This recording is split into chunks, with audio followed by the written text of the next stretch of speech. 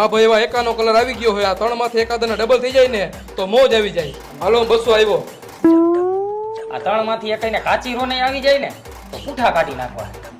400 આવ્યો. મોજ આવે એવું આવી ગયું છે અને જા ત્રણેયને રોન જામી જાય ને તો આ ત્રણેયના પૂઠા કાઢી નાખું. હાલો હું 800 આવ્યો. ત્રણેય જોઈને હાલી ગયા એમ ને. હવે હુંય જોઈ લઉં.